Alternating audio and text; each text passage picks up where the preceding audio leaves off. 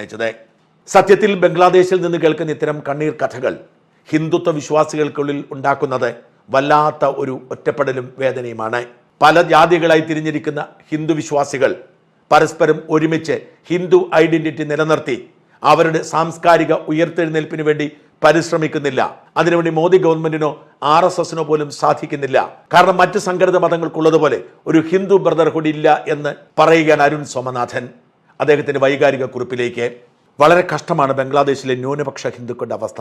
ഭരണകൂടത്തിനെതിരെ കലാപമുണ്ടായാലും കലാപകാരികളുടെ നേതാവ് കൊല്ലപ്പെട്ടാലും എല്ലാം ഒരു വശത്ത് ഇസ്ലാമിക മതഭ്രാന്തന്മാർ ഹിന്ദുക്കളെ പിടിച്ചു കൊല്ലും. റോഹിംഗ്യൻ മുസ്ലിങ്ങൾക്കായോ ഗാസയിലെ മുസ്ലിങ്ങൾക്കായോ സിറിയൻ മുസ്ലിങ്ങൾക്കായോ ഒക്കെ കരയാനും ചോദിക്കാനും പറയാനും എന്ന പോലെ ബംഗ്ലാദേശി ഹിന്ദുക്കൾക്കായി ചോദിക്കാനും പറയാനും ആരുമില്ല. പ്രധാന കാരണം ആഗോള ഇസ്ലാമിക ബ്രദർഹുഡ് പോലൊരു ഹിന്ദു ബ്രദർഹുഡ് ഇല്ല എന്നതാണ്. അതിന് കാരണം മതമായി മുദ്ര കുത്തുമ്പോഴും ഹിന്ദു ഒരു മതമല്ല എന്നതാണ്. ഒരു കൂട്ടം ആളുകളെ മലബാറി എന്നൊക്കെ വിളിക്കുന്ന പോലെ ഒരു അയഞ്ഞ ഗ്രൂപ്പ് മാത്രമാണ് ഹിന്ദുമതം. അതിനാൽ തന്നെ സംഘടനാപരമാണ്. ഒരു ആദർശത്തിന് കീഴിൽ ഒന്നിച്ചാൽ ഒരു വികാരമുണ്ടാക്കി എടുക്കാമെന്നല്ലാതെ ഇസ്ലാം മതത്തിനോ ക്രിസ്തു മതത്തിനോ ഉള്ള പോലൊരു മതസാഹോദര്യം ഹിന്ദുക്കളിൽ ഉണ്ടാകാൻ പാടാണ്. പക്ഷെ അതാണ് ആധുനിക ജനാധിപത്യ സമൂഹത്തിന് യോജിച്ചതും. എന്നാൽ ഇസ്ലാം പോലെയുള്ള സംഘടിത മതങ്ങൾ ഭൂരിപക്ഷമാകുന്നിടത്ത് ജനാധിപത്യം അട്ടിമറിക്കപ്പെടുന്നത് കൊണ്ടാണ് നിലനിൽപ്പിനായി അസംഘടിത ഹിന്ദുക്കൾ സാംസ്കാരിക ദേശീയതയ്ക്ക് കീഴിൽ സംഘടിക്കണമെന്ന് പറയുന്നത്. നിലനിൽപ്പിനായുള്ള അന്യായമായ ആവശ്യത്തിന് തുരങ്കം വയ്ക്കുന്നവരാകട്ടെ കമ്മ്യൂണിസ്റ്റ് പാർട്ടികളിലും കോൺഗ്രസ് പാർട്ടിയിലുമൊക്കെ സംഘടിച്ചിരിക്കുന്ന ഹിന്ദുക്കളും പിന്നെ ബ്രാഹ്മണിക ആചാര സംരക്ഷണത്തിനായി നടക്കുന്ന ഹിന്ദുക്കളും. ആദ്യത്തെ കൂട്ടരെ സംബന്ധിച്ചിടത്തോളം നിലനിൽപ്പിനായി ഹിന്ദു സംഘടിക്കണമെന്ന് പറയുന്നത് വർഗീയതയാണ്. പക്ഷേ സംഘടിത ഇസ്ലാം മതത്തിന്റെ ഗാസയിലെയും റോഹിംഗ്യയിലെയും മതസാഹോദര്യ വേദനകൾക്കൊപ്പം നിന്ന് ഇവിടെ ബഹളമുണ്ടാക്കുന്നത് മതേതരത്വമാണ്. പക്ഷെ അതേപോലെ മതസാഹോദര്യ വേദന പാകിസ്ഥാനിലെയോ ഇന്ത്യൻ കാശ്മീരിലെയോ ബംഗ്ലാദേശിലെയോ ഹിന്ദുക്കളെ ഓർത്ത് കേരളത്തിലെ ഒരു ഹിന്ദുവിന് വന്നാൽ അത് പുരോഗമനപരമല്ലത്രേ. അപ്പോൾ ഇവർ മനുഷ്യരാകണം എന്ന് പാട്ടുമായി വരും. അവിടെ ന്യൂനപക്ഷങ്ങൾ കൊല്ലപ്പെടുമ്പോൾ ഇവർക്ക് ഒരു വേദനയും വരില്ല. മനുഷ്യത്വത്തിന്റെ സ്വിച്ച് അത്ഭുതമെന്നോണം ഓഫാകും. രണ്ടാമത്തെ കൂട്ടരായ ബ്രാഹ്മണിക ആചാര അടിമകളെ സംബന്ധിച്ച് ഹിന്ദുക്കളുടെ ജാതി ഉച്ചനീചത്വത്തിന്റെ ആന്തരിക പ്രശ്നങ്ങൾ അഡ്രസ്സ് ചെയ്യാനും തങ്ങളുടെ മതസ്ഥാപനങ്ങളായ ക്ഷേത്രങ്ങളിൽ സമത്വം കൊണ്ടുവരാനും വലിയ വൈമനസ്യമാണ്. പിന്നെ എങ്ങനെ ഹിന്ദു ബ്രദർഹുഡ് ഉണ്ടാകും? സംഘടിത മതങ്ങളിലും ജാതി വ്യത്യാസങ്ങളുണ്ടെങ്കിലും അവരുടെ പൗരോഹിത്യത്തിൽ പഠിക്കാൻ തയ്യാറായ എല്ലാവർക്കും സമത്വം നൽകുന്നതിനാൽ ആണ് സൈക്കോളജിക്കലി അവിടെ ഒരു ബ്രദർഹുഡ് ഉയർന്നു വരുന്നത്. അങ്ങനെ ഒരു ബ്രദർഹുഡ് ഉള്ളതുകൊണ്ട് അന്യമതസ്ഥർ ആക്രമിക്കുമ്പോൾ മാത്രം ലോകമെങ്ങും ബഹളങ്ങൾ സൃഷ്ടിക്കുന്നതും എതിരാളികളുടെ ജനാധിപത്യ മൂല്യങ്ങളും ഇടതുപക്ഷ ബോധവും ഉപയോഗിച്ച് പ്രതിരോധത്തിലാഴ്ത്തി സ്വന്തം ജനതയെ രക്ഷിക്കാനുമാവുന്നത്.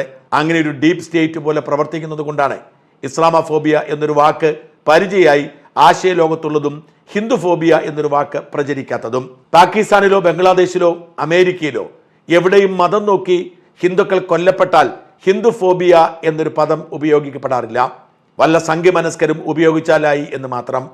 ഇതിനെല്ലാം കാരണം ആഗോള ഹിന്ദു ബ്രദർഹുഡ് ഇല്ലാത്തതും ഇതിലൂടെ ഒരു ഹിന്ദു ഡീപ് സ്റ്റേറ്റ് ഇല്ലാത്തതും അതിലൂടെ ഒത്തൊരുമയോടെ ആശയമേഖലയിൽ ബഹളം വയ്ക്കാൻ ആളില്ലാത്തതും അങ്ങനെ ബഹളം വയ്ക്കുന്നത് കൊണ്ട് ന്യായീകരിക്കപ്പെടുന്ന സൈനികമോ അല്ലെങ്കിൽ ഇന്റലിജൻസ് ഓപ്പറേഷനോ അല്ലെങ്കിൽ ഡിപ്ലോമാറ്റിക് മൂവോ മൂലം ഹിന്ദുക്കളെ സംരക്ഷിക്കാൻ ഹിന്ദു ഗവൺമെന്റിന് കഴിയാത്തതുമാണ്.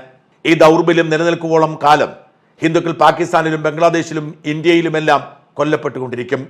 ബംഗാളിലെ ഹിന്ദു സവർണ കമ്മ്യൂണിസ്റ്റുകൾ പണ്ട് ബംഗ്ലാദേശിൽ നിന്ന് ഇസ്ലാമിക പീഡനം മൂലം ഓടി വന്ന് ദളിത് ഹിന്ദുക്കളെ സുന്ദർബനിൽ വെച്ച് കൂട്ടക്കൊല ചെയ്തു. വർഷങ്ങളോളം പുറം ലോകം അതറിഞ്ഞില്ല. ഹിന്ദു ബ്രദർഹുഡ് ഉയർത്തിപ്പിടിക്കുന്ന സംഘപരിവാറിന് പോലും ഇന്ത്യക്കാരന്റെ സൈക്കോളജിയിൽ ഈ സംഭവം ശക്തിയുക്തം രേഖപ്പെടുത്താൻ കഴിഞ്ഞില്ല.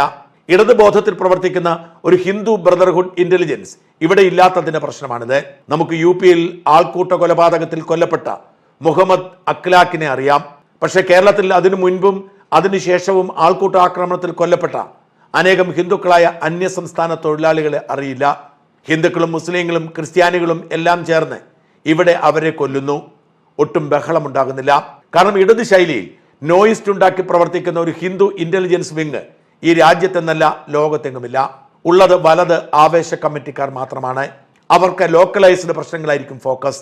പ്രശ്നങ്ങളിൽ നിന്ന് പ്രശ്നങ്ങളിലേക്ക് ചാടിക്കൊണ്ടുവരിക്കും. ഒട്ടും സംഘടിതമോ ഫോക്കസ്ഡോ ആയിരിക്കില്ല. അതുകൊണ്ട് തന്നെ ഇസ്ലാമോ ഇടത് ഹിന്ദുത്വവാദികളെ വളരെ എളുപ്പം വില്ലനൈസ് ചെയ്യാൻ സാധിക്കുന്നു. സമൂഹത്തിലെ ഹിന്ദുക്കൾ ചെയ്യുന്ന ക്രൈമുകളുടെ എല്ലാം ഉത്തരവാദിത്വം സംഘികളുടെ തലയിൽ ഇടുന്നത് അങ്ങനെയാണ്. ഈ അടിസ്ഥാന ദൗർബല്യം പരിഹരിക്കാതെ നമുക്ക് വെറുതെ ഒറ്റപ്പെട്ട കരച്ചിൽ കൊണ്ട് മാത്രം പാകിസ്ഥാനിലോ ബംഗ്ലാദേശിലോ ഇനിയുള്ള ഹിന്ദുക്കളെ സംരക്ഷിക്കാനുമാവില്ല. ഇന്ത്യയിലെ ഹിന്ദുക്കളുടെ നിലനിൽപ്പിനെ സഹായിക്കാനുമാവില്ല. ഇപ്പോൾ ഉണ്ടെന്ന് തോന്നലൊക്കെ കേന്ദ്രത്തിൽ BJP അധികാരത്തിൽ ഇരിക്കുന്നത് കൊണ്ട് മാത്രം വരുന്ന ഫീൽ ഗുഡ് മാത്രമാണ്. ട്വിറ്ററിൽ അഥവാ ഇന്നത്തെ എക്സിൽ ഒരു വലിയ ശക്തിയായിരുന്നിട്ട് പോലും ഒരു ഹിന്ദുത്വ മിഷനറിയുടെ ഭാഗമല്ലാത്തത് കൊണ്ടാണ് ബംഗാൾ ഇലക്ഷനിൽ തോറ്റ BJPക്കാരെ മമതയുടെ ഗുണ്ടകൾ കൊന്നു തള്ളിയതിനെ പ്രതിരോധിക്കാൻ പോലും അന്നത്തെ ആശയ സമരത്തിന് സാധിക്കാഞ്ഞത്. ഇന്ത്യയിൽ അധികാരമുണ്ടായിട്ടും ഇന്ത്യയിലും പുറത്തുമെല്ലാം ഹിന്ദുക്കൾ മതബോധം മൂലം കൊല്ലപ്പെടുന്നത് ഹിന്ദു ബ്രദർഹുഡിൽ ഒരൊറ്റ മിഷനറിയായി അത് മാറാഞ്ഞിട്ടാണ്. വീണ്ടും പറയുന്നു, ജനാധിപത്യ സുരഭിലമായ ഒരു സമൂഹത്തിൽ ഇങ്ങനെ സംഘടിക്കേണ്ട യാതൊരു ആവശ്യവുമില്ല. ദൗർഭാഗ്യവശാൽ നമ്മുടെ സമൂഹത്തിൽ സംഘടിത മതങ്ങൾ ജനാധിപത്യത്തെ വരുതിയിലാക്കി അസംഘടിതരായ ഹിന്ദുക്കൾക്കെതിരെ നറേറ്റീവ് സൃഷ്ടിച്ചിരിക്കുകയാണ്. അതിനെ ഫലപ്രദമായി തടുക്കുവാൻ ജാതി ഉച്ചനീചിത്വം മൂലം ആന്തരിക പ്രശ്നങ്ങളിൽപ്പെട്ട ഹിന്ദുക്കൾക്ക് സാധിക്കുന്നില്ല. അതിനാൽ സമത്വത്തിൽ ഊന്നിയ ഒരു ബ്രദർഹുഡിനെ